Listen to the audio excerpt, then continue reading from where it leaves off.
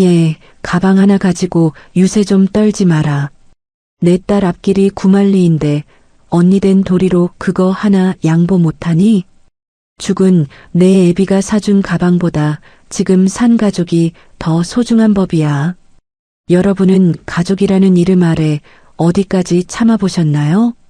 제게는 돌아가신 아버지가 남겨주신 목숨보다 소중한 푸른 가방 하나가 있었습니다. 그런데 시어머니는 그 가방을 몰래 훔쳐다 팔아버리셨죠. 시누이 결혼 예물 해줘야 하니 언니 된 도리로 양보하라는 기막힌 말과 함께였습니다.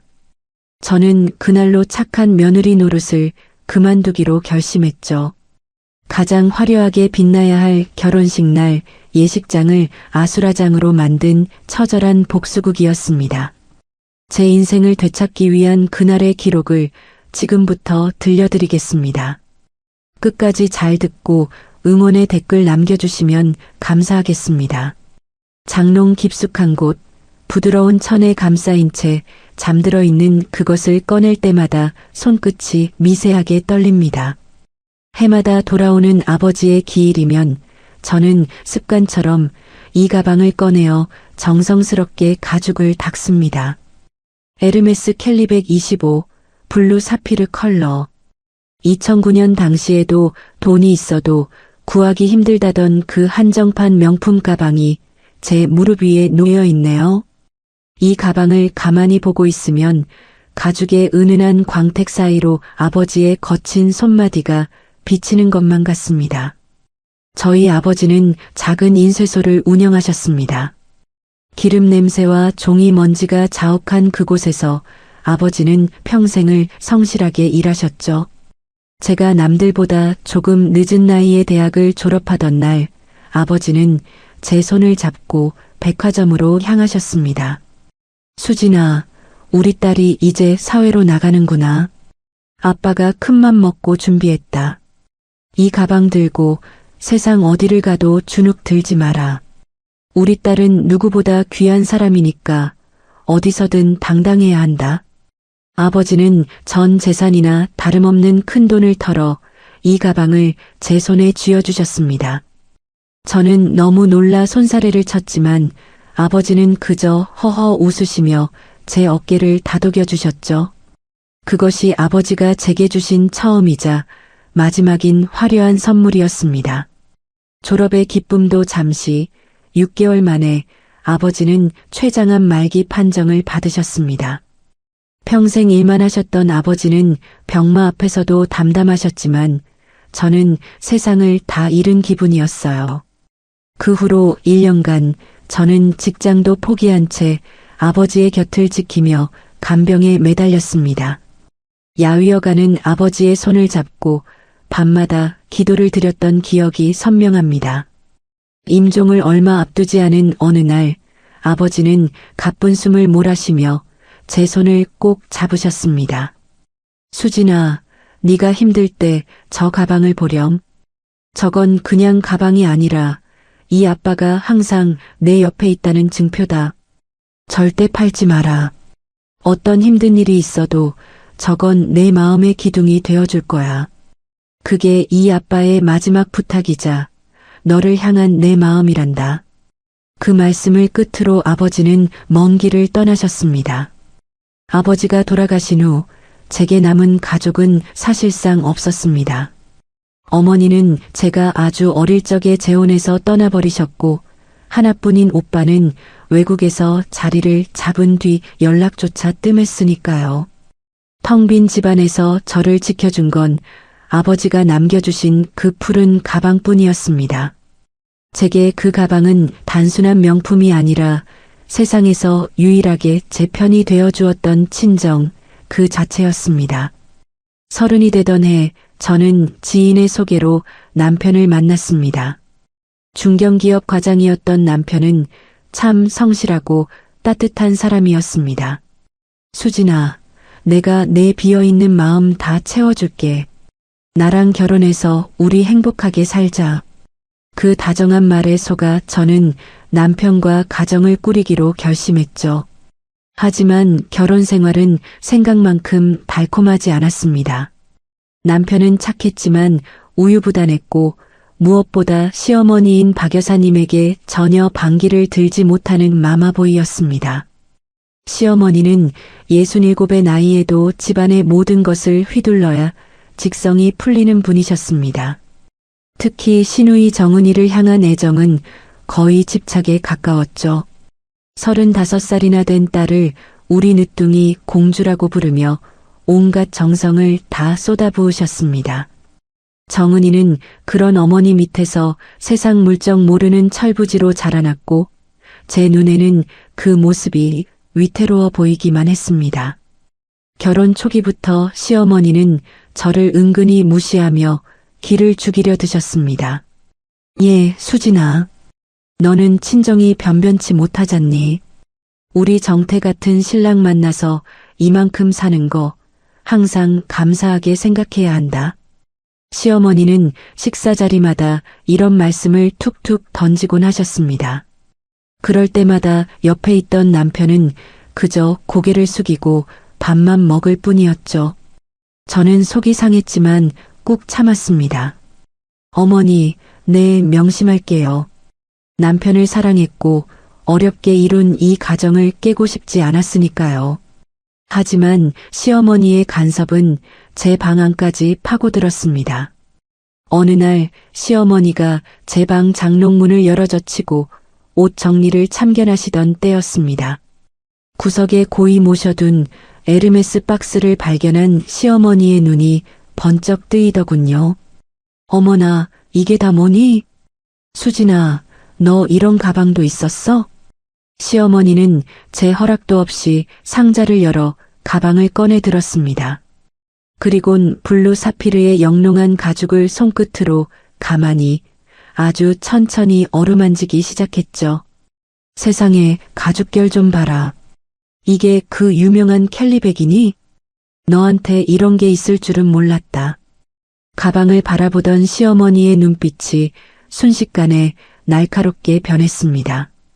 그것은 며느리의 물건을 기특해하는 시어머니의 눈이 아니었습니다. 그날 이후로도 시어머니는 틈만 나면 제 방을 기웃거리며 가방의 안부를 물으셨습니다. 여보, 어머니가 아까 또 우리 방에 들어가 계시더라. 제가 남편에게 조심스럽게 말을 꺼내보았습니다. 에이, 엄마가 그냥 궁금해서 그러셨겠지. 당신 너무 예민하게 굴지 마. 남편은 대수롭지 않다는 듯 손을 내저으며 제 걱정을 잘라버렸습니다. 저는 가슴 한구석이 서늘해지는 것을 느꼈습니다. 분명 그날 제가 본 시어머니의 모습은 무언가에 홀린 사람 같았거든요. 그때 눈치챘어야 했습니다. 어머니가 제 장롱을 열고 그 가방을 어루만지던 손끝이 모성이 아니라 탐욕이었다는 거려. 제 소중한 보물을 향한 그 탐욕스러운 눈빛이 모든 비극의 시작이었다는 것을 저는 너무 늦게 깨닫고 말았습니다.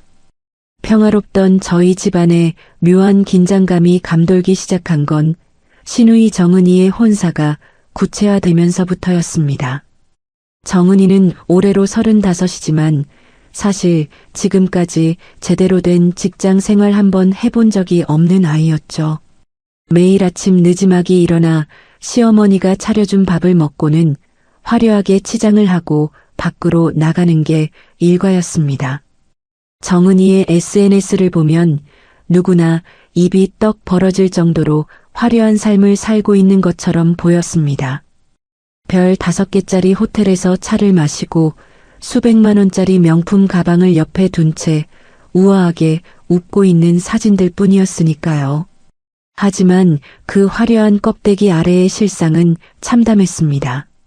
시어머니가 평생 모아온 노후 자금과 제 남편이 매달 뼈 빠지게 벌어온 월급에서 야금야금 빼간 돈으로 유지되는 거짓된 허세였죠. 결혼하고 이 사실을 처음 알았을 때 저는 정말 경악을 금치 못했습니다. 여보, 아가씨 생활비가 우리 생활비보다 더 많이 나가는 게 말이 돼? 제가 참다 못해 남편에게 물었을 때 남편은 그저 먼 산만 바라보며 한숨을 내쉬더군요. 수진아, 엄마가 저렇게 금이야 오기야 키운 동생인데 내가 어떡하겠어. 조금만 참자. 정은이 시집가면 다 해결될 일이야. 남편의 그 무책임한 대답에 기가 막혔지만 저는 입을 다물었습니다.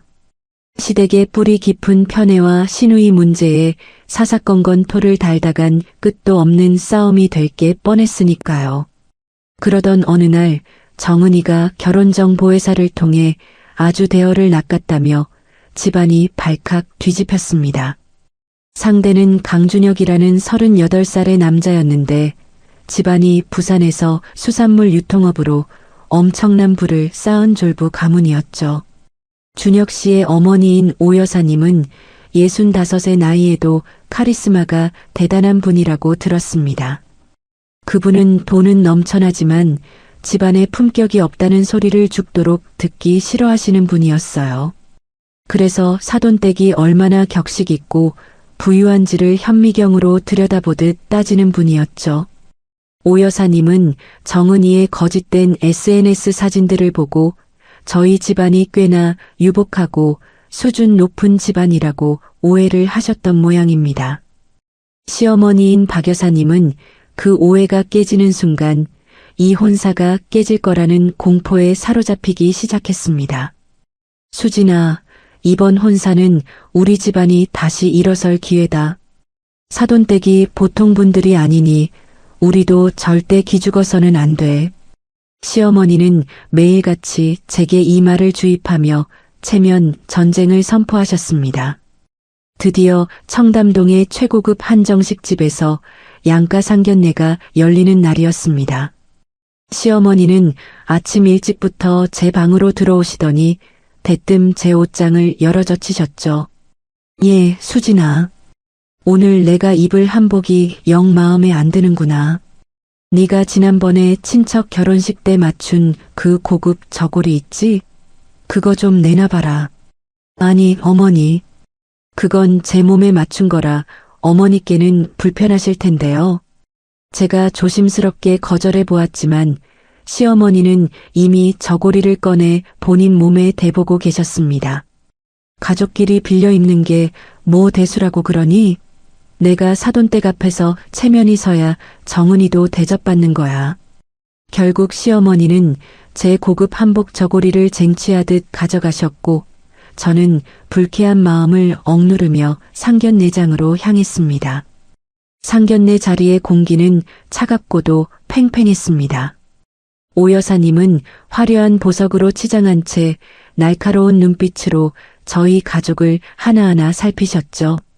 식사가 무르익을 무렵 오 여사님이 기다렸다는 듯 본론을 꺼내셨습니다. 사돈댁, 우리 준혁이가 외동아들이라 이번 예식에 거는 기대가 큽니다. 혼수는 어느 정도로 생각하고 계신지 슬쩍 여쭤봐도 될까요? 그 질문이 나오자마자 제 옆에 앉은 남편은 긴장한 듯 식은땀을 흘리며 젓가락질을 멈추더군요. 하지만 시어머니는 오히려 당당하게 가슴을 펴고 대답하셨습니다. 아유 사돈, 걱정 마세요. 우리 정은이가 기죽어서 시집가는 꼴 저도 못 봅니다. 남들 하는 만큼이 아니라 남들보다 더 넘치게 채워보낼 거니까요. 그 호언장담에 오 여사님의 입가에 그제야 미미한 미소가 번졌습니다. 저는 옆에서 시어머니의 그 무모한 허세를 지켜보며 심장이 두근거려 음식이 입으로 들어가는지 코로 들어가는지도 모를 지경이었습니다. 상견례가 끝나고 집으로 돌아온 그날 밤이었습니다. 피곤함에 몸을 뉘려는데 거실에서 시어머니의 다급한 목소리가 들려왔습니다. 남편에게 전화를 거신 모양이었죠. 야, 정태야. 들었지? 오 여사 보통 아니다. 예물이 허접하게 들어가면 우리 집안 꼴이 뭐가 되겠니? 네가 큰아들이니까 돈을 좀 더 보태야겠다. 네 여동생 인생이 걸린 문제야. 방문 너머로 들려오는 시어머니의 목소리는 절박함을 넘어 탐욕스럽게까지 느껴졌습니다. 엄마, 저번에도 말씀드렸잖아요. 저도 지금 형편이 여의치 않아요. 아파트 대출금의 생활비에 수진이 눈치도 보이고요. 남편이 기어들어가는 목소리로 변명을 해보았지만 시어머니는 단호했습니다. 돈이 없으면 만들어서라도 와야지. 너는 오빠가 돼서 그것도 못하니? 잠시 침묵이 흐르더니 시어머니의 목소리가 한 톤 낮아지며 소름 끼치는 제안을 던졌습니다. 정태야, 내가 봐둔 게 있다. 내 마누라 장롱 속에 그 푸른 가방 있지? 그거 하나에 몇 천만 원씩 한다며. 그거 하나면 정은이 예물 세트 번듯하게 맞추고도 남을 텐데 그거 좀 쓰면 안 되겠니? 저는 그 소리를 듣는 순간 심장이 멎는 것 같았습니다. 어떻게 사람의 입에서 저런 소리가 나올 수 있는지 손끝이 파르르 떨려왔습니다. 엄마, 그건 안 돼요. 수진이 아버님이 유품으로 남겨주신 거예요. 수진이가 목숨처럼 아끼는 건데 그걸 어떻게 건드려요. 그건 진짜 안 돼요. 남편이 거절의 의사를 밝히긴 했지만 그 목소리에는 시어머니를 제압할 만한 힘이 전혀 없었습니다. 오히려 어머니의 때에 밀려 금방이라도 무너질 것 같은 위태로운 목소리였죠. 저는 어둠 속에서 주먹을 꽉 쥐고 방문 쪽을 노려보았습니다.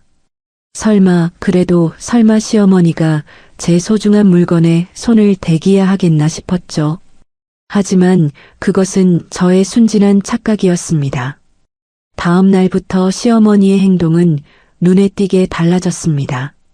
정은이의 예물 리스트를 짠다며 온 집안에 명품 카탈로그를 펼쳐놓으셨죠.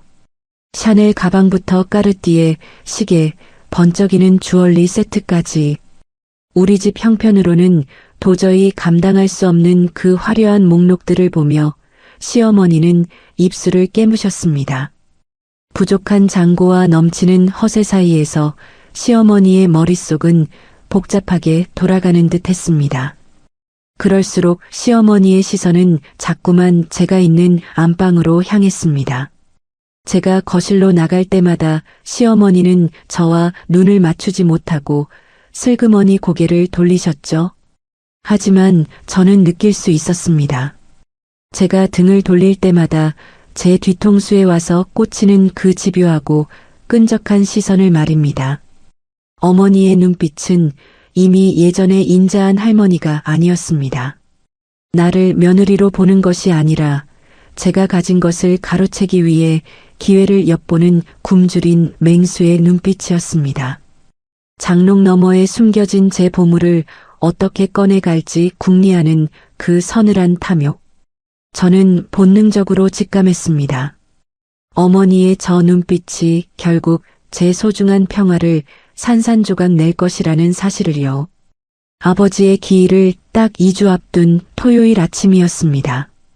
저는 평소보다 일찍 일어나 집안 공기를 환기하고 경건한 마음으로 장롱문을 열었습니다. 기일이 오기 전에 아버지의 마지막 선물인 그 푸른 가방을 미리 닦아두고 싶었거든요. 그런데 당연히 그 자리에 있어야 할 에르메스 박스가 보이지 않았습니다. 내가 위치를 바꿨나? 저는 고개를 갸우뚱하며 장롱 안쪽을 더 깊숙이 살폈습니다. 코트 사이를 헤집고 이불장 밑바닥까지 다 뒤져보았지만 가방은 흔적조차 없었습니다. 심장이 쿵쾅거리기 시작하며 손바닥에 식은땀이 배어나왔습니다. 거실로 뛰어나와 선반 위와 다용도실, 심지어 신발장까지 30분 넘게 온 집안을 미친 듯이 뒤졌습니다. 도둑이야? 아니, 도둑이 들었으면 다른 폐물들도 사라졌어야 하잖아. 거실 창문과 현관 잠금 장치를 확인해 보았지만 아무런 침입의 흔적도 없었습니다. 이 집의 현관 비밀번호를 아는 사람은 오직 3사람뿐이었습니다. 저와 남편 그리고 시어머니인 박 여사뿐이었죠. 저는 떨리는 손으로 회사에 있는 남편에게 전화를 걸었습니다. 여보, 내 장롱에 있던 파란 가방 못 봤어? 가방? 갑자기 그건 왜? 전화기 너머 남편의 목소리가 미묘하게 떨리는 것이 느껴졌습니다. 아니, 지금 기일이라 닦아두려고 보니까 없어졌단 말이야. 당신 혹시 어디 옮겼어? 나는 모르지. 내가 당신 가방에 왜 손을 대냐? 정말 몰라. 당신 목소리가 왜 그래? 뭐 아는 거 있는 거지? 남편은 잠시 말을 멈추더니 아주 힘없고 곤혹스러운 목소리로 웅얼거렸습니다. 엄마한테 한번 물어봐. 난 잘 모르니까. 전화를 끊는 남편의 목소리에는 명백한 죄책감이 묻어 있었습니다. 남편이 직접 가져간 건 아니더라도 분명히 무언가를 알고 있다는 직감이 뇌리를 스쳤습니다. 불길한 예감은 틀린 적이 없었습니다. 저는 곧바로 박 여사에게 전화를 걸었습니다. 어머니, 혹시 저희 집 오셔서 제 가방 가져가셨어요? 장롱에 있던 파란 가방요. 처음엔 박 여사도 남편처럼 시치미를 뗐습니다. 가방? 내가 네 집 가방을 왜 가져가니? 난 그런 거 모른다. 어머니, 지금 집안에 도둑 든 흔적도 없는데 가방만 없어졌어요. 저 지금 바로 관리사무소 가서 복도 CCTV 확인할 거예요. 경찰에 신고도 할 거고요. CCTV라는 말이 나오자마자 전화기 너머 박 여사의 태도가 일순간 돌변했습니다. 그래, 내가 가져갔다. 그게 뭐 그리 대수라고 사람을 도둑 취급이니? 박 여사는 오히려 당당하게 소리를 지르며 적반하장으로 나오기 시작했습니다. 아니, 어머니. 주인 허락도 없이 남의 물건을 왜 마음대로 가져가세요? 그게 얼마나 소중한 건지 아시잖아요. 제 목소리가 분노로 떨렸지만 박 여사는 콧방귀를 끼며 궤변을 늘어놓았습니다. 가족끼리 가방 하나 빌리는 게 뭐가 그렇게 대단한 일이라고 그래. 너는 참 속도 좁구나. 빌리다니요. 그런 고가의 물건을 말도 없이 가져가는 게 어떻게 빌리는 거예요? 내 시누이가 시집 가는데 언니 된 사람이 좀 도우면 안 되니? 내 시누이 체면 좀 세워주겠다는데 그게 그렇게 아까워? 너는 가방 여러 개 있잖아. 그거 하나 없다고 네가 죽기라도 해? 친정아버지가 사줬다고? 예, 죽은 사람이 사준 가방이 살아있는 가족보다 소중하니? 그래봐야 가방이지 사람이 가방보다 중요하지 않냐 이 말이다. 박 여사의 뻔뻔한 말투에 제 눈앞이 하얘졌습니다. 어머니, 됐으니까 당장 그 가방 돌려주세요. 지금 당장요. 제가 악을 쓰듯 소리치자 박 여사가 아주 태연하게 마치 점심 메뉴를 고르듯 가볍게 말했습니다. 돌려주긴 뭘 돌려줘. 벌써 팔았어. 네, 팔다니요? 그걸요? 그래. 압구정 중고 명품 가게에 넘겼다. 1200만 원이나 주더구나. 그 돈으로 우리 정은이 예물 세트 아주 번듯하게 마쳤다. 이미 다 끝난 일이니까 너도 그만 좀 해라.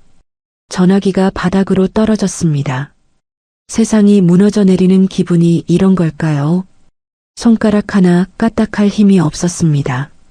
전화기 너머로는 여전히 박 여사의 쩌렁쩌렁한 목소리가 흘러나왔지만 저는 아무것도 들리지 않았습니다.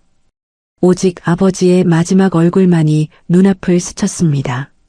중환자실 차가운 침대 위에서 제 손을 꼭 잡고 신신당부하시던 그 목소리요.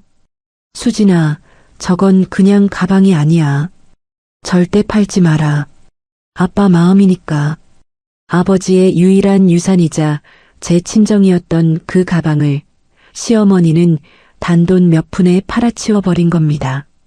눈물이 차오르기도 전에 뜨거운 분노가 온몸을 감쌌습니다.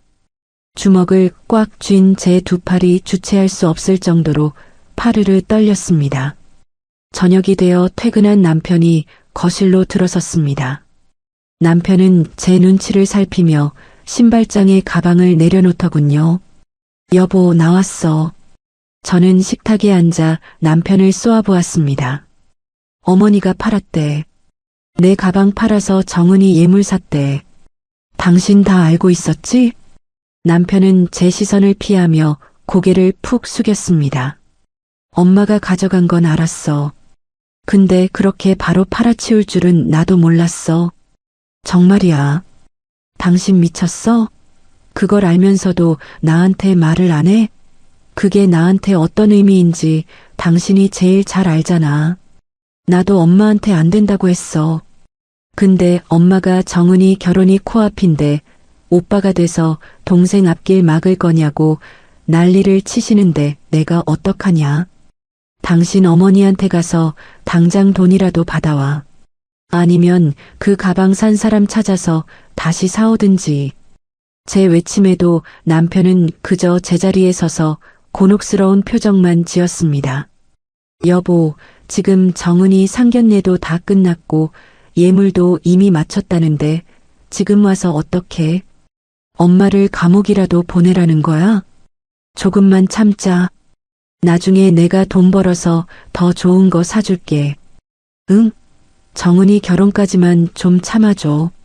남편의 입에서 나온 그 말은 제 가슴에 마지막 비수를 꽂았습니다. 남편은 제 아픔보다 제 여동생의 결혼과 어머니의 입장이 더 중요했던 겁니다. 저는 그 순간 깨달았습니다. 이 집에서 제 편은 단 한 사람도 없다는 것을요. 남편에 대한 마지막 기대가 모래성처럼 허무하게 무너져 내렸습니다. 밤이 깊어지자 저는 혼자 방으로 들어왔습니다. 평소라면 서러워 울었을 테지만 이상하게도 눈물 한 방울 나오지 않았습니다. 저는 책상 앞에 앉아 낡은 노트를 한 권 펼쳤습니다. 그리고 볼펜을 꽉 쥐고 맨 윗줄에 차분하게 적었습니다. 갚아줄 것. 그 옆에 시어머니 박여사와 시누이 정은, 그리고 방관자인 남편의 이름을 하나하나 적어 내려갔습니다. 제 아버지를 모욕하고 제 인생을 짓밟은 대가가 얼마나 처절한 것인지 똑똑히 보여주기로 결심했습니다. 심장이 차갑게 식어가는 것이 느껴졌습니다.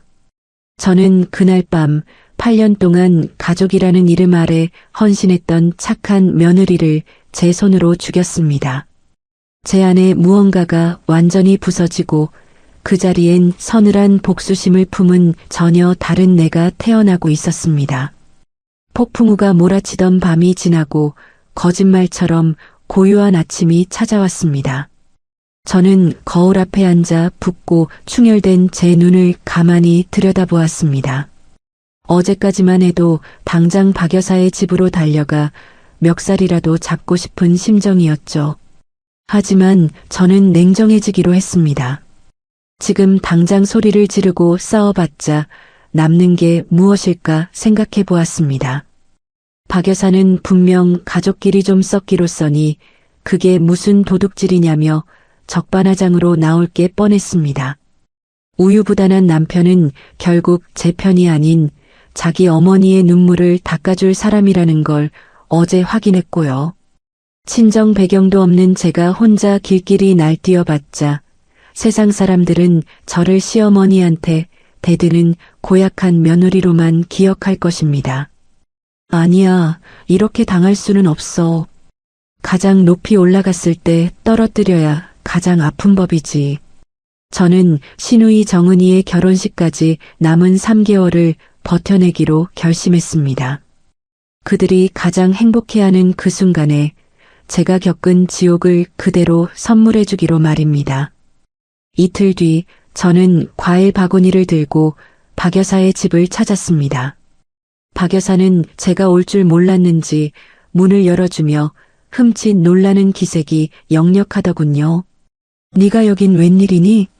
가방 얘기를 하러 온 거라면 난 더 할 말 없다.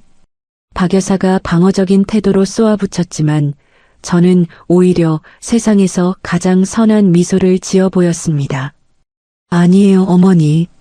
생각해보니 제가 너무 이기적이었어요. 가방이야 뭐 아버지가 주신 거라 서운한 마음이 앞섰던 것뿐이에요. 아가씨 인생에서 한 번뿐인 결혼이 제 가방보다 훨씬 더 중요한 거잖아요. 제가 철이 없었네요. 죄송해요, 어머니. 제 입에서 이런 말이 나오리라고는 상상도 못했는지 박 여사의 입이 쩍 벌어졌습니다. 의심 가득하던 눈초리가 순식간에 안도감으로 바뀌더군요. 어머, 그래. 이제야 네가 좀 컸구나. 그래, 사람이 그렇게 마음을 넓게 써야 복을 받는 법이야. 저는 박 여사의 손을 꼭 잡으며 한 발 더 나갔습니다. 어머니, 아가씨 결혼 비용 제가 좀 더 보탤게요. 준비하시느라 고생 많으신데 제가 며느리 노릇 제대로 해야죠. 아가씨한테도 제가 직접 가서 축하한다고 전할게요. 박 여사는 제 제안에 감동한 듯 보였지만 그건 사실 탐욕의 눈물이었습니다. 제가 돌아가자마자 박 여사는 신이 나서 남편에게 전화를 걸었다고 하더군요. 야, 정태아. 네 마누라가 드디어 철이 들었나 보다. 가방 일도 다 이해해주고 돈까지 보태주기로 했어. 그날 저녁 퇴근한 남편은 저를 보자마자 와락 껴안았습니다. 여보, 고마워. 수진아, 역시 네가 최고야. 우리 엄마가 성격은 좀 급해도 악의는 없는 거 알지? 당신이 이렇게 이해해주니까 내 마음이 다 홀가분하네. 남편은 싱글벙글 웃으며 제 등을 토닥였습니다. 저는 그의 품에 안겨 가만히 웃어주었지만 속으로는 차가운 냉소가 피어올랐습니다. 이 사람도 결국 어머니의 편의점 직원이나 다름없구나. 내가 상처받는 것보다 본인의 가정이 조용해지는 게 더 중요한 사람이었어. 남편을 향해 남아있던 신락 같은 애정이 모래성처럼 허물어지는 소리가 들리는 듯 했습니다. 하지만 저는 아무 말도 하지 않았습니다. 지금은 그저 웃어야 할 때니까요. 다음 날부터 저는 본격적으로 행동을 시작했습니다. 먼저 제가 살고 있는 아파트 관리사무소를 찾아갔습니다. 저 며칠 전에 저희 집에 귀중품이 없어져서요. 복도 CCTV 좀 확인할 수 있을까요? 관리소장은 곤란한 표정을 지으며 고개를 저었습니다. 아이고, 개인 요청으로는 열람이 좀 어렵습니다. 경찰 대동하셔야 해요. 저는 당황하지 않고 차분하게 말을 이어갔습니다. 물론이죠. 지금 경찰에 도난 신고를 할까 고민 중인데 혹시라도 제가 착각한 건지 먼저 확인만 하고 싶어서요. 분실물 확인 차원에서 살짝만 보여주시면 안 될까요? 제 끈질긴 부탁에 관리소장은 결국 모니터를 틀어주었습니다. 화면 속에는 박 여사가 제 집 비밀번호를 익숙하게 누르고 들어가는 모습이 선명하게 찍혀 있었습니다. 그리고 10분 뒤 커다란 쇼핑백을 들고 나오는데 그 안으로 제 푸른 가방의 형체가 삐져나온 것까지 보였죠. 저는 그 영상을 미리 준비해간 USB에 고스란히 복사했습니다. 소장님, 이 영상은 언제까지 보관되나요? 보통 6개월은 보관되니까 걱정 마세요. 저는 USB를 움켜쥐며 관리사무소를 빠져나왔습니다. 첫 번째 증거였습니다. 다음 과제는 제 가방의 행방을 쫓는 것이었습니다. 박 여사의 성격상 멀리 있는 매장까지 가지는 않았을 겁니다. 저는 박 여사에게 전화를 걸어 차 한잔하자며 자연스럽게 말을 꺼냈습니다. 어머니, 저도 안 쓰는 물건들 좀 정리하려고 하는데 혹시 중고 명품 잘 쳐주는 데 아세요? 어머니는 감목이 좋으시니까 잘 아실 것 같아서요. 박 여사는 의심 없이 신이 나서 대답하더군요. 어머, 그러니? 압구정에 있는 명품 리셀이라는 곳이 괜찮더라. 거기 주인이 깐깐하긴 해도 값은 제일 잘 쳐줘. 저는 곧장 압구정의 그 매장을 찾아갔습니다. 매장 직원에게 예전에 찍어둔 가방 사진과 시리얼 넘버 기록을 보여주었습니다. 이 가방 혹시 최근에 입고된 적 있나요? 직원은 장부를 뒤적이더니 고개를 끄덕였습니다. 아, 이 모델이요. 한 달 전에 들어왔었는데 이미 팔렸어요. 워낙 희귀한 한정판이라 내놓자마자 바로 나갔죠. 저는 매매 기록을 직접 확인할 수는 없었지만 매장 이름과 방문 날짜, 직원의 증언을 휴대폰으로 녹음했습니다. 나중에 법적인 절차가 시작되면 정식으로 요청할 생각이었죠. 마지막으로 저는 신우이 정은이에게 접근했습니다. 아가씨, 요즘 예물 준비하느라 바쁘죠? 나도 결혼할 때 고민 참 많았는데 내가 좀 도와줄까요? 정은이는 제가 갑자기 친절하게 굴자 처음엔 경계하는 듯 했습니다. 하지만 명품 예물 이야기가 나오자 금세 입을 열더군요. 언니, 이것 좀 봐요. 나 샤넬백이랑 남편에게 줄 까르띠에 시계예요. 그리고 목걸이는 불가리인데 진짜 영롱하지 않아요? 정은이는 신이 나서 제게 예물 사진들을 보여주었습니다. 저는 어머, 너무 예쁘다. 나도 구경 좀 하고 싶다며 자연스럽게 사진들을 제 휴대폰으로 전송받았습니다. 그날 밤 저는 그 사진들을 아는 명품 전문 감정사에게 보냈습니다. 잠시 후 돌아온 답변은 충격적이었습니다. 수진 씨, 사진만으로는 확답이 어렵지만 이 샤넬백은 최고급 라인이 아니라 일반 모델이에요. 까르띠에 시계도 이 가격대라면 굳이 명품 예물이라고 자랑하기엔 급이 낮고요. 가장 의심스러운 건 목걸이인데 세공 상태를 보니 모조품일 가능성이 상당히 높습니다. 박 여사가 제 가방을 판 돈 1,200만 원으로 진짜 명품을 산 게 아니었습니다. 저렴한 진품 몇 개와 섞어서 겉보기에만 화려한 가짜 사기극을 벌이고 있었던 것이죠. 저는 방으로 돌아와 책상 위에 노트를 펼쳤습니다. 갚아줄 것이라는 글자 아래에 적힌 체크리스트에 하나씩 선이 그어지기 시작했습니다. CCTV 영상 확보, 중고거래처 확인, 예물의 실체 파악. 모든 것이 제가 설계한 시나리오대로 움직이고 있었습니다. 저는 거울 속의 저를 보며 서늘하게 웃었습니다. 그들이 더 높이, 더 화려하게 날아오르기를 진심으로 바랍니다. 그래야만 제가 준비한 덫에 걸려 추락할 때 그 뼈마디가 부서지는 소리가 더 경쾌하게 들릴 테니까요. 저는 오늘도 웃으며 박 여사의 전화를 받고 정은이의 허세 섞인 자랑을 들어주었습니다. 제 미소 뒤에 숨겨진 독이 그들의 숨통을 조여가고 있다는 것도 모른 채 그들은 여전히 축제 분위기에 젖어 있었습니다. 박 여사를 무너뜨리는 것만으로는 부족했습니다. 제 소중한 보물을 훔쳐다 만든 그 가증스러운 화려한 결혼이라는 탑 자체를 완전히 무너뜨려야 했죠. 그러기 위해서는 신랑 측 집안, 특히 시어머니가 그토록 무서워하는 사돈댁 오여사를 복수의 무대로 끌어들여야만 했습니다. 하지만 제가 먼저 다가가 저희 어머니가 가방을 훔쳤고 예물도 가짜예요라고 말할 수는 없었죠. 그렇게 되면 저는 그저 시집간 며느리가 신우이의 앞길을 막으려 드는 고약한 존재로만 비칠 게 뻔했으니까요. 저는 오여사라는 불길이 스스로 타오르게 해야 한다고 생각했습니다. 그녀가 가진 성격과 약점을 파고들어 진실이 밝혀졌을 때 가장 잔인하게 폭발할 무대를 설계하기 시작한 것입니다. 저는 정은이의 결혼 준비 과정에 적극적으로 동참하기 시작했습니다. 양가가 함께하는 식사 자리나 예식장 투어, 드레스 피팅이 있을 때마다 저는 한 번도 빠지지 않고 얼굴을 비췄죠. 박 여사는 그런 저를 보며 아주 흡족해했습니다.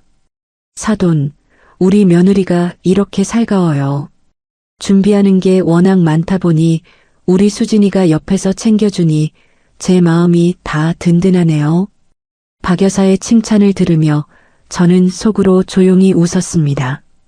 그 친절한 미소 뒤에서 저는 오 여사라는 인물을 정밀하게 관찰하고 정보를 모으고 있었죠.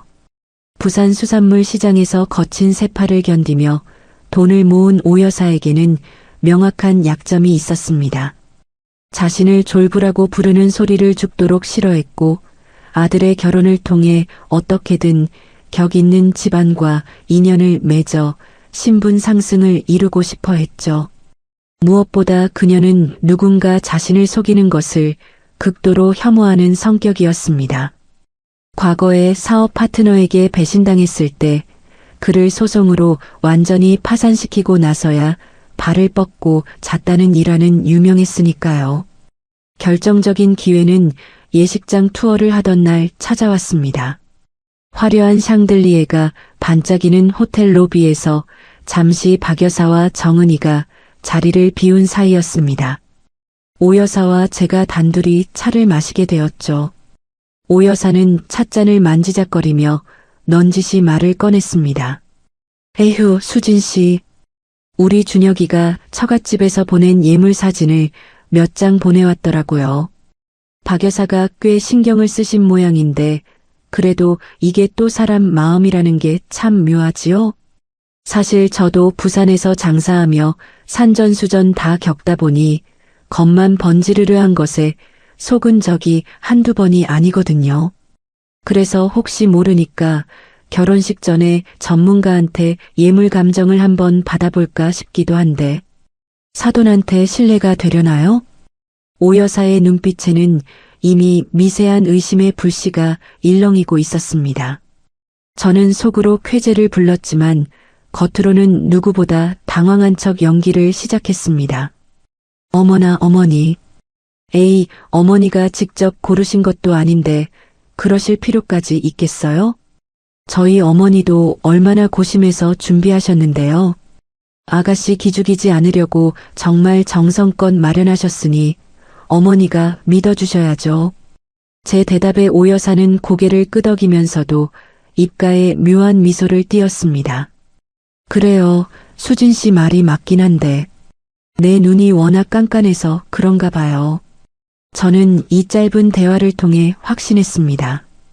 그녀는 이미 무언가 이상하다는 것을 직감하고 있었고 저는 그 불씨를 끄는 척하면서 사실은 기름을 붓고 있었던 것이죠.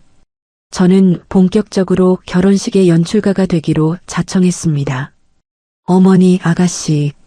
다른 건 몰라도 신부 어린 시절 성장 영상이랑 피로연 영상은 제가 맡아서 할게요. 요즘 유행하는 스타일로 예쁘게 편집해보고 싶어서요. 제 제안에 박 여사와 정은이는 손뼉을 치며 좋아했습니다. 역시 언니가 해주니 안심이네. 언니, 나 제일 예쁘게 나와야 해? 저는 영상 제작 업체와 직접 계약을 맺고 수시로 그들을 만나며 당일 영상 송출 시스템을 파악했습니다. 노트북을 어디에 연결하는지, USB를 언제 재생하는지, 돌발 상황에서는 어떻게 대처하는지까지 꼼꼼히 체크했죠. 업체 담당자에게는 따로 작은 선물까지 건네며 사적인 친분을 쌓아두었습니다. 결혼식 날 그 대형 스크린이 저의 가장 강력한 무기가 될 것이라는 사실을 누구에게도 들키지 않은 채 말입니다. 그렇게 복수의 준비가 무르익어갈 즈음 아버지의 기일이 찾아왔습니다. 저는 남편이 잠든 밤 조용히 일어나 불 꺼진 안방 장롱 앞에 앉았습니다. 가방이 사라진 텅 빈 자리를 손으로 쓸어보는데 참아왔던 눈물이 걷잡을 수 없이 터져 나왔습니다. 아빠 미안해. 올해는 아빠가 사준 가방을 닦아주지 못하네. 아버지가 병상에서 제 손을 꼭 잡으시던 그 차가운 촉감이 다시 느껴지는 것 같아 가슴이 미어졌습니다. 저는 어둠 속에서 아버지의 영정 사진을 품에 안고 소리 죽여 다짐했습니다. 아빠, 내가 반드시 그 가방 찾아올게. 나를 우습게 보고 아빠의 마음을 짓밟은 이 사람들한테 자기가 저지른 일이 어떤 대가를 치러야 하는지 똑똑히 보여줄게. 이것은 단순한 분노가 아니었습니다. 무너진 제 자존감을 세우고 아버지가 제게 주신 마지막 사랑을 지키기 위한 딸의 처절한 투쟁이었습니다. 다음 날 아침 저는 다시 평소처럼 온화한 며느리의 얼굴로 돌아왔습니다. 거울 속에 저는 이전보다 훨씬 더 단단하고 서늘해져 있었죠. 노트의 체크리스트는 이제 거의 다 채워져 가고 있었습니다. 복수의 무대는 이미 완벽하게 설계되었고 조연들의 배치도 끝났습니다. 여보, 오늘 일찍 들어와? 같이 저녁 먹자. 남편의 다정한 물음에도 저는 그저 부드럽게 웃으며 고개를 끄덕였습니다. 퍼즐 조각들이 하나둘씩 제 자리를 찾아가고 있었습니다. 이제 남은 것은 운명의 그날, 제가 준비한 막을 올리는 것뿐이었습니다. 그리고 그 막은 세상에서 가장 화려해야 할 정은이의 결혼식 날 가장 비참하게 올라가게 될 것입니다. 진실을 밝히기 위해서는 단순히 제 주장만으로는 부족했습니다. 박 여사 같은 사람은 막다른 길에 몰려도 가족끼리 좀 썩기로써니 그게 무슨 큰일이냐며 빠져나갈 구멍을 만들 사람이니까요. 저는 그 구멍을 하나하나 메워나가는 심정으로 결정적인 증거들을 수집하기 시작했습니다. 가장 먼저 필요한 건 박 여사의 입에서 직접 나온 자백이었습니다. 저는 평소보다 더 살갑게 굴며 박 여사에게 점심 식사를 대접했습니다. 어머니, 요즘 아가씨 결혼 준비하시느라 기운 없으시죠? 제가 맛있는 거 사드릴 테니까 기운 좀 내세요. 박 여사는 기분이 좋은지 연신 웃으며 젓가락을 놀렸습니다. 식사가 끝날 무렵 저는 차를 마시며 아주 자연스럽게 그리고 넌지시 말을 꺼냈습니다. 어머니, 근데 그 가방요. 팔고 나서 1200만 원밖에 안 받으셨다면서요? 제가 나중에 알아보니까 그 모델 시세가 최소 2500만 원은 넘는다더라고요. 어머니가 너무 손해보고 파신 것 같아서 제 마음이 다 아까워요. 제 말에 박 여사는 찻잔을 내려놓더니 억울하다는 듯 목소리를 높였습니다. 아이고, 내가 그걸 어떻게 알았겠니? 가게 주인이 그게 최대라고 하길래 얼른 팔아버렸지. 정은이 예물 맞출 시간이 촉박해서 급하게 팔아야 했거든. 그래도 그 돈으로 우리 정은이 예물은 아주 알차게 맞췄다. 샤넬백도 사고 까르띠에 시계도 사고. 뭐 그 중에 몇 개는 좀 섞긴 했지만 누가 알겠어? 어차피 남들 눈에는 다 번쩍거리는 명품인데 껍데기가 중요한 거지 안 그러냐? 박 여사는 제 가방을 판 돈의 용도와 예물에 가짜를 섞었다는 사실까지 아주 당당하게 떠벌렸습니다. 식탁 아래 제 가방 안에서는 녹음기가 이 모든 대화를 한마디도 놓치지 않고 담아내고 있었습니다. 급하게 팔았다. 정은이 예물 맞췄다. 섞긴 했지만 누가 알겠어. 박 여사의 탐욕스러운 목소리가 고스란히 저장되는 순간 제 가슴 속 응어리가 아주 조금은 풀리는 기분이었습니다. 다음은 신우이 정은이의 예물을 직접 확인하는 단계였습니다. 저는 정은이에게 명품 가방 관리법을 알려주는 척하며 다가갔습니다. 아가씨, 이번에 받은 예물들 정말 귀한 건데 보험은 들어놨어요? 요즘은 명품도 도난이나 분실 대비해서 보험 가입을 많이 하더라고. 정은이는 제 말에 귀를 솔깃해하며 눈을 반짝였습니다. 어머, 그래요? 언니, 그게 정말 좋을까요? 그럼 내가 아는 분이 명품 보험 상담해 주시는데 사진만 있으면 일단 견적을 낼 수 있대. 아가씨가 가진 것들 하나하나 자세히 찍어서 나한테 보내줘봐요. 정은이는 아무런 의심 없이 제게 고화질 사진들을 보내왔습니다. 저는 그 사진들을 가지고 곧장 전문 감정 업체를 찾아갔습니다. 며칠 뒤 도착한 정밀 감정 결과는 제가 예상한 것보다 훨씬 더 가관이었습니다. 박 여사가 시즌 리미티드 한정판이라며 사돈댁에 자랑했던 샤넬백은 어디서나 구할 수 있는 평범한 일반 라인이었습니다. 골드 모델이라고 했던 까르띠에 시계는 값싼 스틸 소재였죠. 무엇보다 가장 가관인 건 불가리 목걸이였습니다. 이건 완벽한 모조품입니다. 도금 상태며 각인 위치가 정품과는 아예 일치하지 않아요. 감정사의 차가운 목소리를 들으며 저는 정식 감정 서류를 발급받았습니다. 박 여사가 제 소중한 유산을 팔아치운 대가로 만든 건 결국 거짓으로 점철된 모래성일 뿐이었습니다. 저는 여기서 멈추지 않고 변호사 사무실을 찾았습니다. 변호사님, 이 경우에 법적으로 어떤 처벌이 가능한가요? 제 설명을 들은 변호사는 서류를 검토하더니 조심스럽게 입을 뗐습니다. 비밀번호를 누르고 침입해 물건을 가져가 팔았다면 절도와 횡령죄 성립 가능성이 매우 높습니다. 다만 우리 법에는 친족상 도래라는 게 있어서 가족 간의 재산 범죄는 처벌이 면제될 여지가 있어요. 하지만 이혼 소송과 병행하며 민사상 손해배상을 청구하면 가방 시가만큼은 확실히 받아낼 수 있습니다. 저는 형사 고소장과 민사소송 서류를 동시에 준비해달라고 요청했습니다. 또한 변호사의 자문을 받아 박 여사가 가방을 팔았던 압구정 중고 매장에 공식적인 확인서를 요청했죠. 박 여사의 신분증 사본과 거래 영수증, 그리고 제 가방에 시리얼 번호가 적힌 장부를 확보하는 데 성공했습니다. 모든 조각이 맞춰지자 저는 본격적인 무대를 설계하기 시작했습니다. 저는 밤잠을 설쳐가며 직접 영상을 편집했습니다. 영상은 평범한 신부 성장 영상처럼 시작되겠지만 중간부터는 전혀 다른 이야기가 펼쳐질 것입니다. 첫 번째는 아파트 복도 CCTV입니다. 박 여사가 제 집을 제 집 드나들듯 침입하는 장면이죠. 두 번째는 아까 녹음했던 박 여사의 육성입니다. 껍데기가 중요한 거지라며 낄낄거리는 그 목소리요. 세 번째는 중고 매장의 거래 내역서와 박 여사의 신분증 사진입니다. 그리고 마지막은 사돈댁을 기만했다는 증거인 예물 감정서를 화면 가득 채울 계획입니다.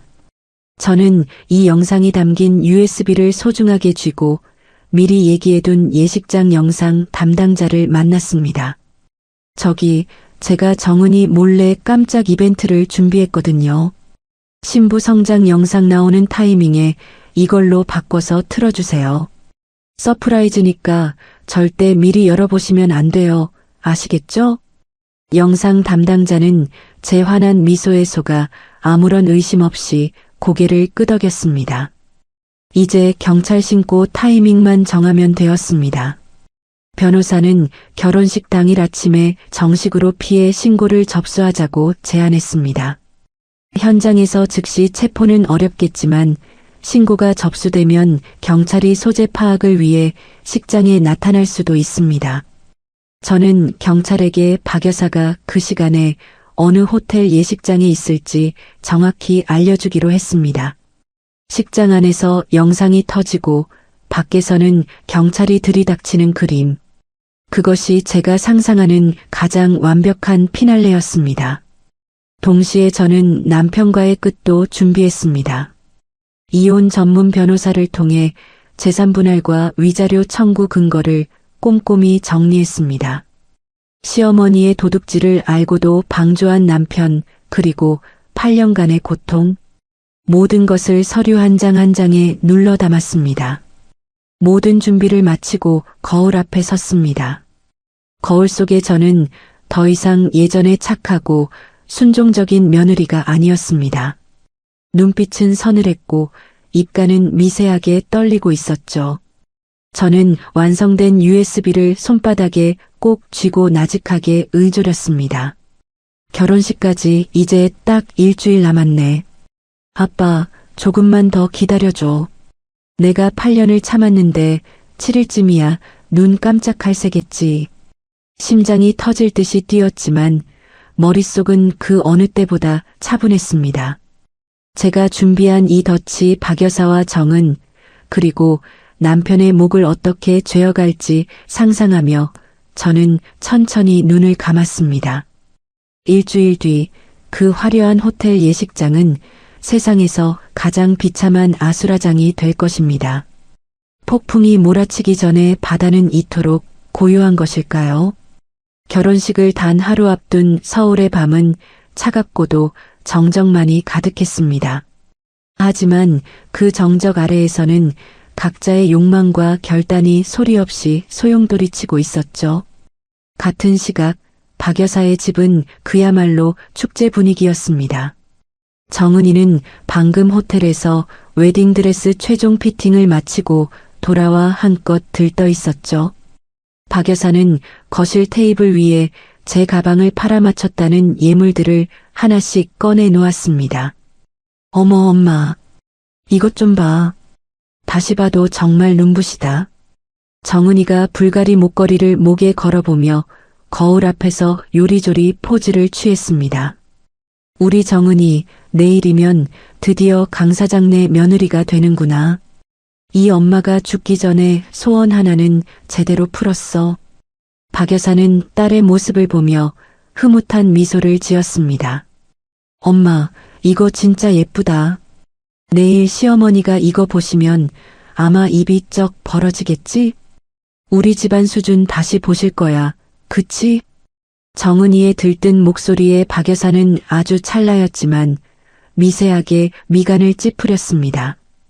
가짜가 섞여 있다는 사실이 머릿속을 스친 것이겠죠. 하지만 박 여사는 이내 인자한 미소를 지으며 딸의 어깨를 토닥였습니다. 그럼 당연하지. 다 진짜 명품인데 뭐가 걱정이니? 내일은 네가 세상에서 가장 귀한 신부가 될 거다. 그 자리에는 남편도 함께 있었습니다. 가족들이 옹기종기 모여 앉아 내일 있을 화려한 예식을 꿈꾸며 웃음꽃을 피웠죠. 남편이 주위를 둘러보더니 조심스럽게 입을 뗐습니다. 근데 엄마, 수진이는 왜 안 왔어? 오늘 같은 날은 같이 있어야 하는 거 아니야? 남편의 물음에 박 여사는 대수롭지 않다는 듯 손을 내저었습니다. 예, 내일 새벽부터 바쁠 텐데 집에서 좀 쉬라고 했다. 그래도 요즘 수진이가 참 많이 달라졌더라. 사람이 고난을 겪어봐야 철이 든다더니 예전보다 훨씬 살가워졌어. 박 여사는 제가 순종적인 척 연기하는 모습에 완전히 속아 넘어가 대단히 만족해하고 있었습니다. 가족이라는 이름의 사기극이 완성되어 가고 있다는 것도 모른 채 말이죠. 한편 강남의 한 5성급 호텔 스위트룸. 부산에서 상경한 오 여사와 강 사장님도 내일 있을 예식을 점검하고 있었습니다. 오 여사는 창밖의 야경을 보며 아들 준혁 씨에게 단호하게 말했습니다. 준혁아, 처갓집 예물 실물은 내일 예식장에서 처음 보는 거지? 네, 어머니. 사진으로는 이미 다 확인하셨잖아요. 사진이야 얼마든지 꾸밀 수 있는 거다. 내가 부산 바닥에서 잔뼈가 굵은 사람인데 실물을 보기 전까지는 아무것도 안 믿어. 내일 식전에 내가 직접 하나하나 확인해 볼 거다. 이미 오 여사는 예물의 진위를 가려내겠다는 의지로 가득 차 있었습니다. 제가 파악했던 그녀의 깐깐한 성미가 그대로 드러나고 있었죠. 그 시간 저는 텅 빈 아파트 거실에 홀로 앉아 있었습니다. 테이블 위에는 모든 진실이 담긴 USB 하나와 변호사의 명함이 놓여 있었죠. 그 옆에는 이미 제 지장이 찍힌 이혼 서류 초안과 아버지의 영정 사진이 저를 내려다보고 있었습니다. 가슴 한구석이 욱신거리며 마지막 갈등이 밀려왔습니다. 이걸 정말 해야 할까? 내가 이 일을 저지르면 결혼식은 아수라장이 될 텐데 시누이뿐만 아니라 아무것도 모르는 신랑 측 식구들까지 큰 상처를 받지 않을까? 잠시 흔들리는 마음을 다잡으려 고개를 돌렸을 때 장롱의 텅 빈 자리가 눈에 들어왔습니다. 아버지의 유산이 도둑 맞았던 그 차가운 공간 말입니다. 귓가에 아버지의 마지막 유언이 파도처럼 밀려왔습니다. 절대 팔지 마라. 그게 아빠 마음이니까.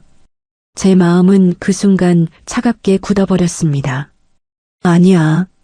내가 침묵한다면 이 사람들은 평생 남의 것을 빼앗고도 떵떵거리며 잘 살 거야.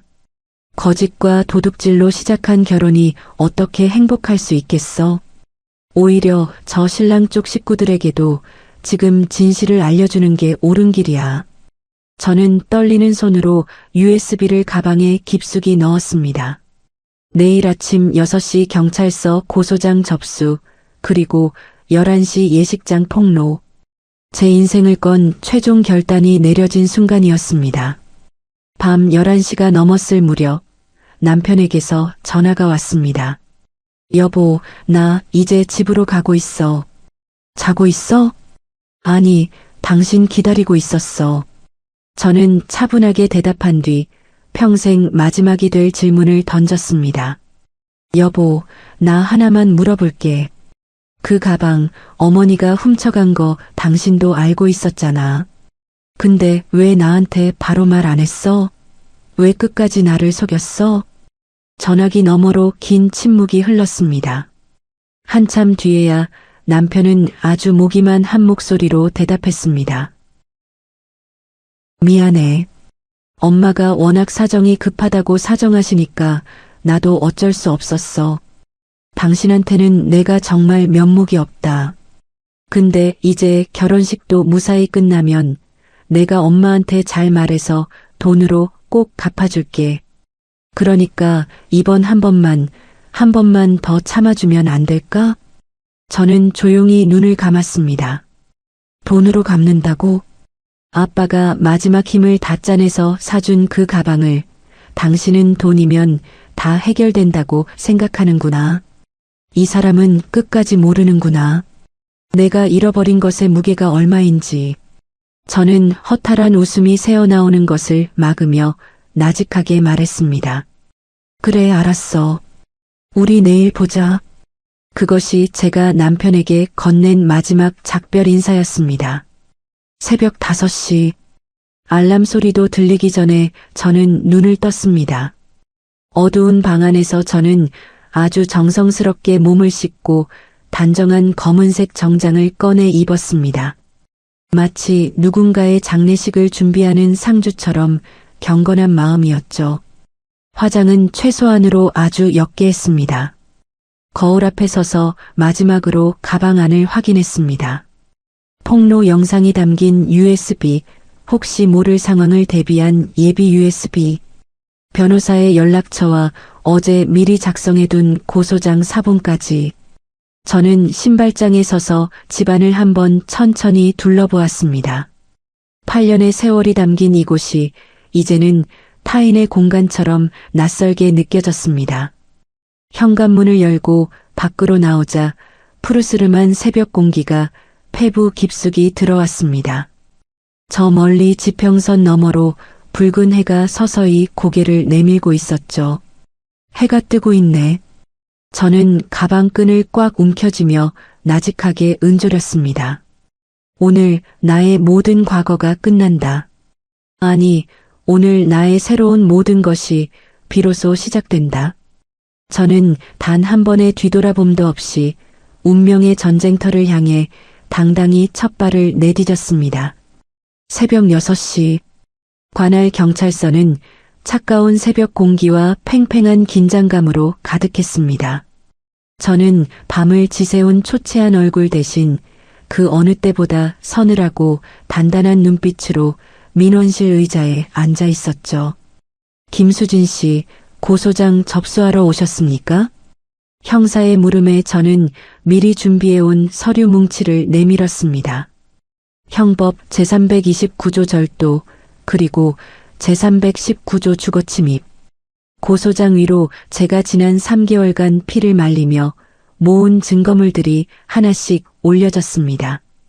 박 여사가 제 집 비밀번호를 누르고 들어가는 CCTV 영상이 담긴 USB, 가방을 팔아치웠다며 당당하게 떠벌리던 녹취 파일, 그리고 압구정 중고 매장에서 발급받은 거래 확인서까지. 담당 형사는 서류를 꼼꼼히 검토하더니 짐짓 놀란 표정으로 저를 바라보더군요. 증거가 아주 명확하네요. 피의자 소환 일정은 빠른 시일 내에 잡겠습니다. 저는 형사의 눈을 똑바로 응시하며 나직하게 덧붙였습니다. 형사님, 오늘 오전 11시에 호텔 웨딩홀에 가시면 피의자가 있을 겁니다. 제 시누이의 결혼식이거든요. 형사는 당황한 듯 잠시 머뭇거렸지만 이내 고개를 끄덕였습니다. 고소 접수 당일에 현장 체포를 하는 건 흔치 않은 일입니다만 사안이 중대하고 증거가 워낙 확실하니 임의 동행 형식으로 현장 방문은 가능할 것 같습니다. 경찰서를 나서는 제 발걸음은 그 어느 때보다 가벼웠습니다.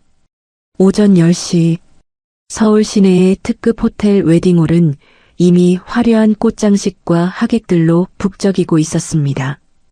약 300명은 좋게 넘어 보이는 하객들이 저마다 웃음꽃을 피우며 예식의 시작을 기다리고 있었죠. 저는 남들보다 일찍 도착해 홀 뒷방에 있는 영상 담당 스태프를 찾아갔습니다. 저기 어제 말씀드린 서프라이즈 이벤트 담당자인데요. 준비해온 USB 여기 있습니다. 축사가 끝나고 신부 성장 영상 순서가 되면 원래 영상 대신 이걸로 꼭 교체해서 틀어주셔야 해요. 스태프는 제 친절한 미소에 아무런 의심 없이 USB를 받아들었습니다. 네, 걱정 마세요.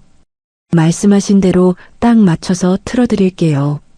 저는 스태프의 확답을 듣고 홀 안으로 들어와 하객석 맨 뒷자리에 조용히 자리를 잡았습니다. 저 멀리 박 여사의 모습이 보였습니다. 최고급 실크로 맞춘 한복을 곱게 차려입고 입이 귀에 걸린 채 하객들에게 인사를 건네고 있더군요. 신부 대기실에서는 정은이가 순백의 드레스를 입고 세상에서 가장 고귀한 공주인 양 앉아 있었습니다. 그때 제 곁으로 남편이 다가와 슬며시 손을 잡았습니다. 여보, 일찍 왔네? 오늘 정은이 앞날을 위해 우리 조금만 더 고생하자. 남편은 싱긋 웃으며 제 어깨를 다독였습니다. 응, 그래야지. 저도 남편을 향해 마주 웃어주었습니다. 제 생애 가장 차갑고도 마지막이 될 미소였습니다. 드디어 신랑 측 식구들이 도착했습니다.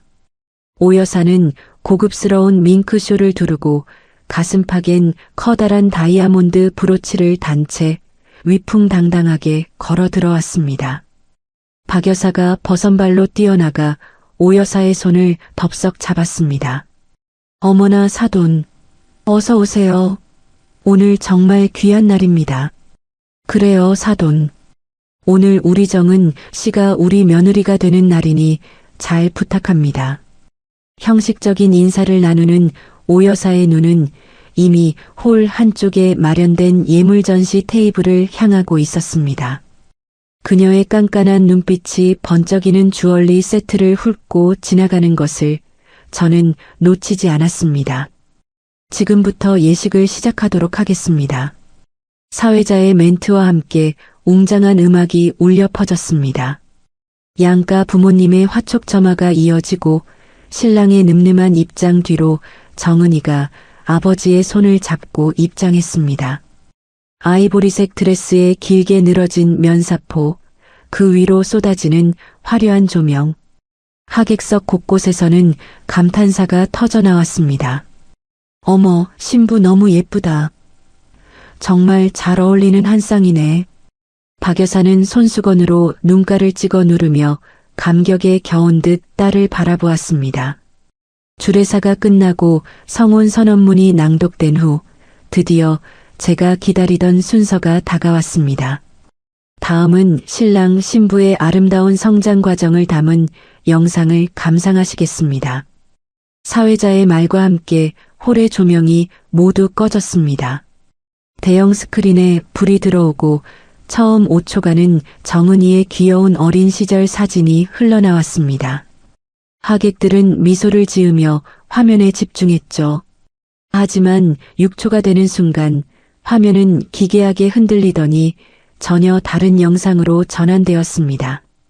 날짜와 시간이 선명하게 찍힌 아파트 복도 CCTV 영상.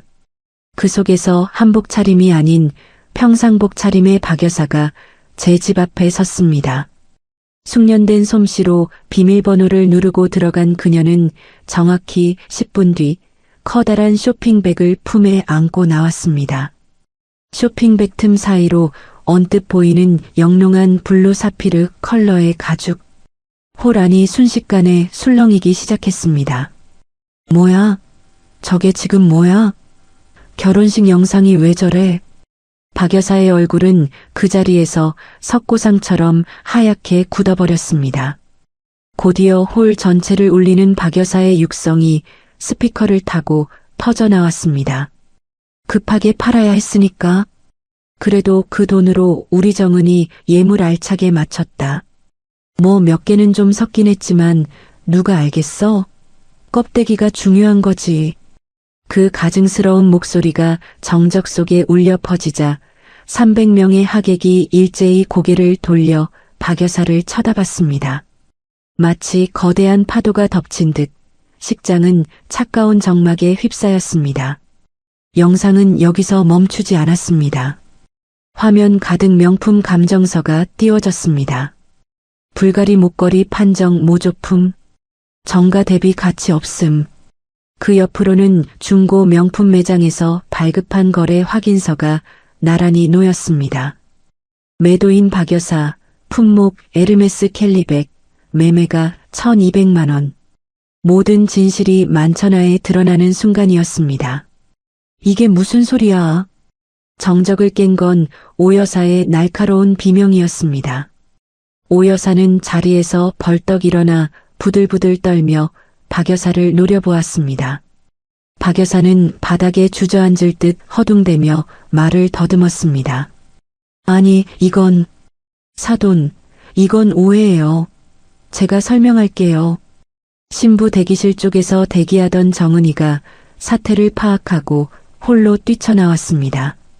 하지만 스크린 속 자신의 사기 행각을 마주한 그녀 역시 그 자리에 얼어붙고 말았습니다. 하객들 사이에서는 걷잡을 수 없는 웅성거림이 파도처럼 번져나갔습니다. 세상에, 며느리 물건을 훔쳐서 예물을 해? 그것도 가짜를 섞어서 보냈다고? 옆에 있던 남편이 경악한 얼굴로 저를 돌아보며 물었습니다. 수진아, 네가 정말 이럴 수 있어? 저는 대답하지 않았습니다. 그저 차가운 눈으로 무너져 내리는 그들의 탑을 지켜볼 뿐이었습니다. 분노로 눈이 뒤집힌 오 여사가 예물 전시 테이블로 성큼성큼 걸어갔습니다. 그녀는 정은이의 목에 걸려있던 불가리 목걸이를 낚아채듯 빼앗아 돋보기를 꺼내 각인을 확인했습니다.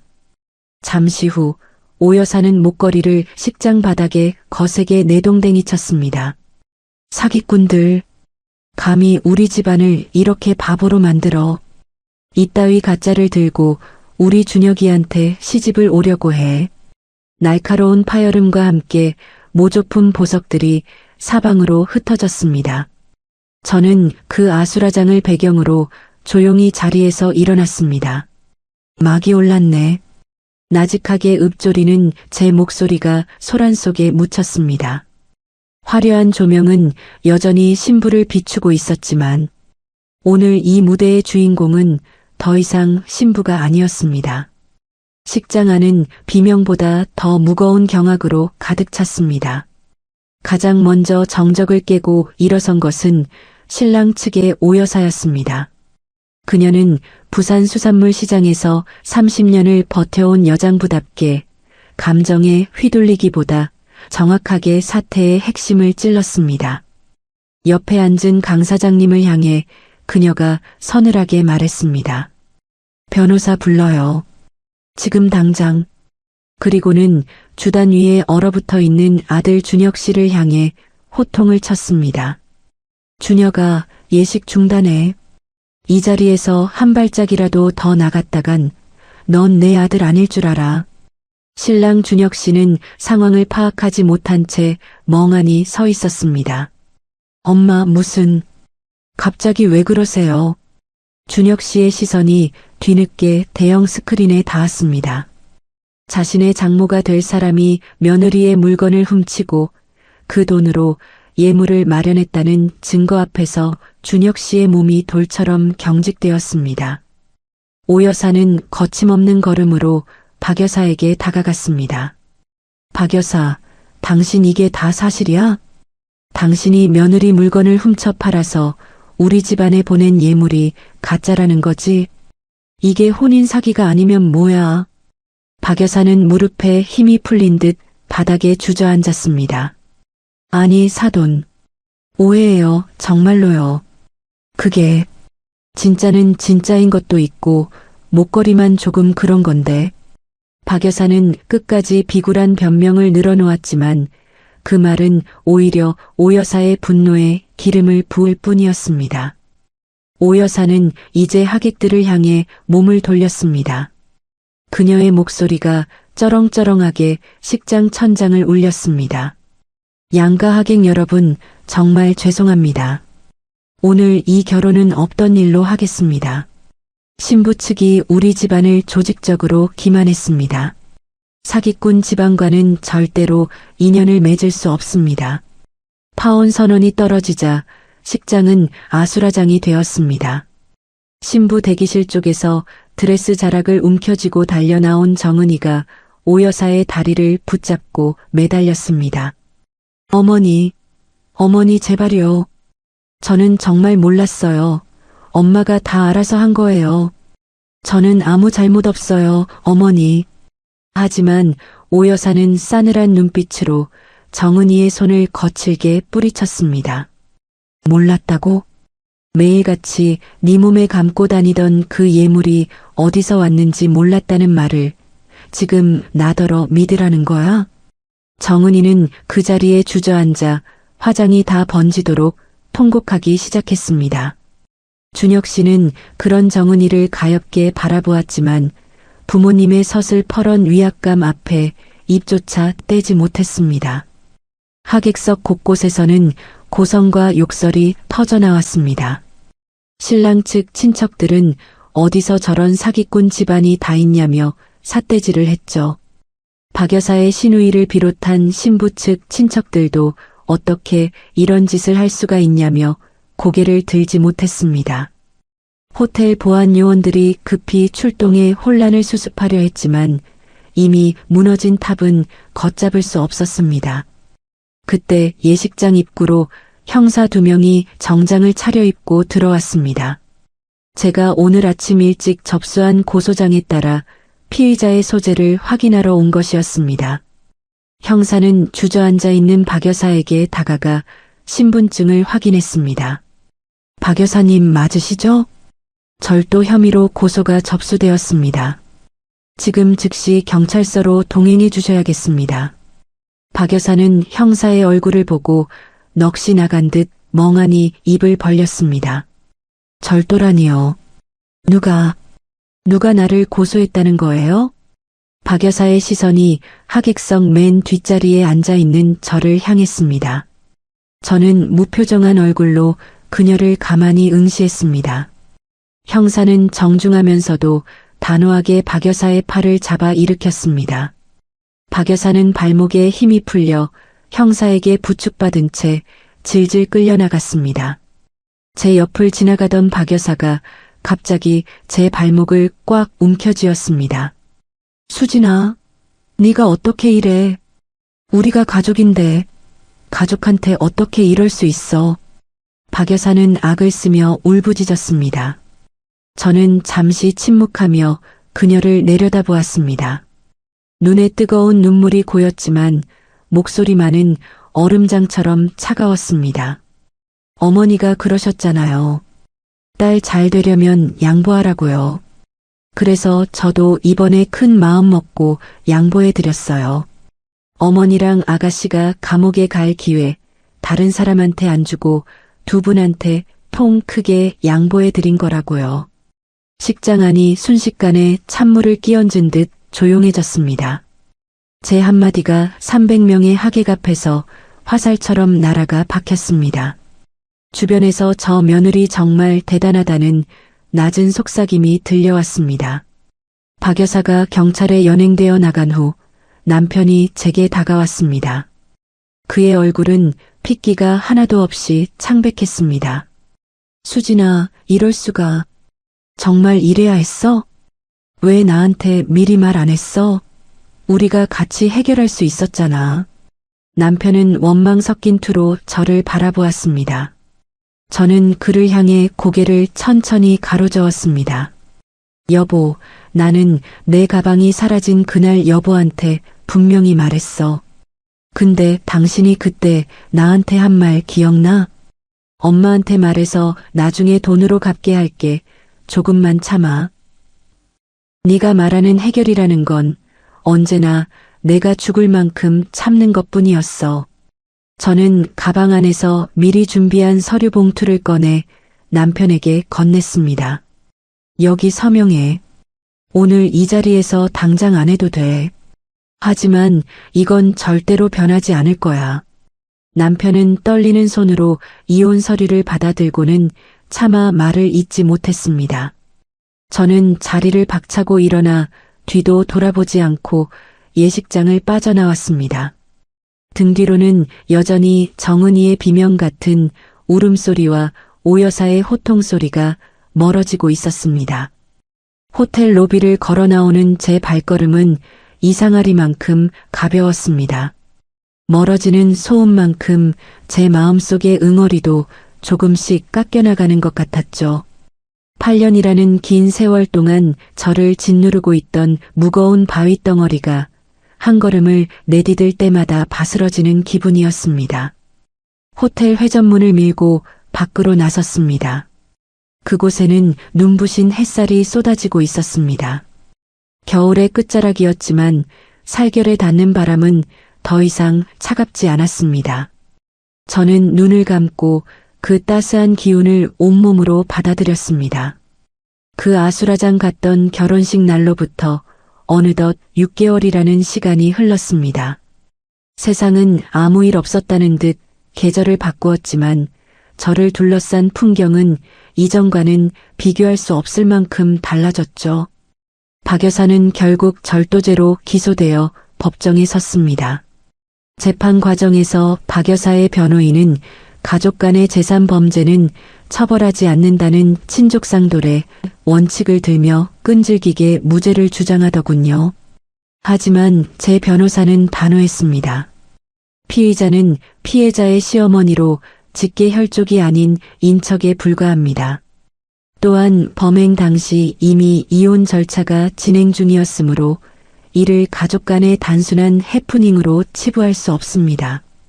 결국 법원은 박 여사의 절도 혐의를 인정했습니다.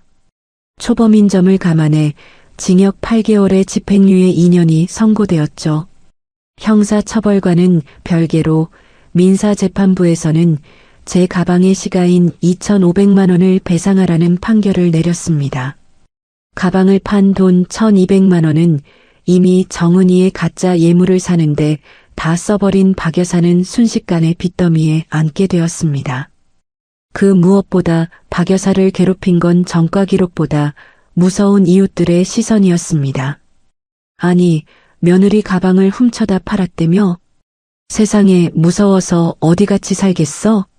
동네 마트에서도 노인정에서도 도둑년이라는 수군거림이 꼬리표처럼 따라붙게 된 것입니다.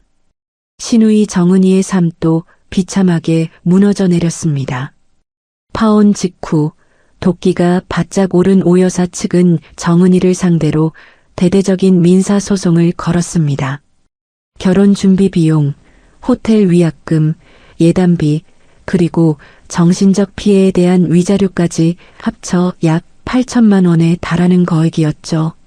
사치와 허영으로 일관하던 정은이에게 그런 돈이 있을 리 만무했습니다. 결국 박 여사 명의로 되어 있던 그 낡은 아파트가 담보로 잡히고 말았습니다. 화려한 부잣집 며느리를 꿈꾸던 정은이는 이제 결혼정보회사에서도 블랙리스트에 오른 처지가 되었습니다. 자랑을 일삼던 SNS 계정은 진작에 삭제했지만 이미 결혼식장의 아수라장 영상은 지인들 사이에 퍼질 대로 퍼진 뒤였죠. 남의 것을 훔쳐 세운 거짓된 탑은 그렇게 먼지처럼 흩어졌습니다. 남편과의 이혼 절차도 차분하게 마무리되었습니다. 저는 시어머니의 절도를 방조하고 저를 기만한 남편의 책임을 물어 재산 분할과 위자료에서 아주 유리한 조건을 이끌어냈습니다. 처음에는 망설이던 남편도 결국 제 단호함 앞에 모든 서류에 도장을 찍었죠. 마지막으로 법원 문을 나서던 날 남편이 제 앞을 가로막았습니다. 그의 얼굴은 6개월 전보다 훨씬 수척해 보였습니다. 수진아, 정말 미안해. 그때 내가 엄마 편이 아니라 내 편을 들었어야 했는데 일이 이렇게까지 커질 줄은 정말 몰랐어. 남편의 목소리에는 뒤늦은 후회가 가득 담겨 있었습니다. 저는 그를 원망 섞인 눈으로 보는 대신 아주 덤덤하게 대답했습니다. 알아, 오빠.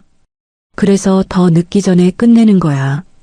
우리는 처음부터 서로를 지켜줄 준비가 안 된 사람들이었으니까. 원망보다는 씁쓸함이, 분노보다는 안도감이 섞인 마지막 인사였습니다. 그리고 거짓말처럼 제 가방이 돌아왔습니다. 경찰 수사 과정에서 압구정 중고 매장을 거쳐 가방을 사간 최종 구매자가 추적되었죠. 그분은 작물인 줄 모르고 산 선의의 구매자로 판명되어 처벌은 면했지만 작물인 것이 확실해진 이상 소유권은 제게 있었습니다. 법적 절차를 거쳐 드디어 제 손에 그 푸른 가방이 돌아오던 날, 저는 집으로 돌아와 문을 잠그자마자 바닥에 주저앉아 가방을 품에 꼭 안았습니다. 아빠, 서늘하고 부드러운 가죽의 감촉이 닿자마자 참아왔던 울음이 터져 나왔습니다. 저는 가죽의 결을 하나하나 쓰다듬으며 아이처럼 속삭였습니다. 아빠, 다시 데려왔어. 오래 걸렸지? 내가 너무 못나서 뺏기게 해서 미안해. 복수가 성공했을 때도 나오지 않던 눈물이 그제야 비 오듯 쏟아졌습니다. 8년 동안 단 한 번도 남들 앞에서 약한 모습을 보이지 않았던 제가 그날만큼은 목이 놓아 울었습니다. 그것은 승리의 기쁨이 아니라 잃어버린 사랑을 되찾은 딸의 안도감이었죠. 저는 위자료와 재산분할금을 종자돈 삼아 작은 꽃집을 열었습니다. 혼자 살기 시작한 원룸은 예전 집보다 훨씬 작지만 그 어느 곳보다 깨끗하고 평온합니다. 가게 한편 햇살이 가장 잘 드는 유리 선반 위에는 블루 사피르 캘리백이 놓여 있습니다. 저는 매일 아침 꽃을 다듬으며 그 가방을 바라봅니다. 가방을 볼 때마다 아버지가 옆에서 우리 딸 당당하게 살아라라고 말씀하시는 것 같아 절로 미소가 지어지곤 하죠. 개업날 오후 멀리 해외에 있던 오빠에게서 전화가 왔습니다. 수진아, 소식 들었다. 정말 고생 많았어. 아버지가 하늘에서 너를 아주 기특하게 생각하실 거야. 네가 그 가방을 끝까지 지켜낼 줄 아셨을 거다. 오빠의 따뜻한 격려에 저는 이제 웃으며 대답할 수 있었습니다. 응, 오빠. 나 이제 정말 괜찮아. 이제는 누구를 위해서가 아니라 나 자신을 위해서 살려고. 꽃집 문을 열고 밖으로 나서자 향긋한 꽃내음과 함께 따스한 아침 햇살이 저를 반깁니다. 저는 길가에 핀 작은 풀꽃들을 바라보며 이 이야기를 듣고 계신 여러분께 마지막 인사를 전하고 싶습니다. 사람들은 흔히 말하죠. 참는 게 미덕이고 참으면 복이 온다고요. 물론 틀린 말은 아닐 겁니다. 하지만 여러분, 무작정 참기만 해서는 안 돼요. 참되 철저하게 준비해야 합니다. 그리고 때가 되었을 때 나를 짓밟는 이들에게 단호하게 한 방을 날릴 수 있어야 하죠. 양보는 상대가 양보의 가치를 아는 사람일 때나 하는 거예요. 내 소중한 것을 훔쳐가면서 가족이니까 양보하라고 말하는 사람들에게는 양보가 아니라 마땅한 대가를 치르게 해야 합니다. 아버지가 남겨주신 가방은 다시 제 곁으로 돌아왔습니다. 하지만 제가 진짜로 되찾은 건 가죽 가방 한 개가 아니에요. 누구에게도 밟히지 않고 누구의 눈치도 보지 않는 당당한 나 자신입니다. 비로소 제 주인이 된 제 인생을 되찾은 것이죠. 이 이야기를 듣고 계신 분들 중에도 혹시 지금 누군가를 위해 죽도록 참고만 계신 분이 있나요? 기억하세요. 당신의 소중한 것은 오직 당신만이 지킬 수 있습니다. 아무도 대신 지켜주지 않거든요. 이제는 당신의 인생을 위해 당당하게 기지개를 켜시길 바랍니다.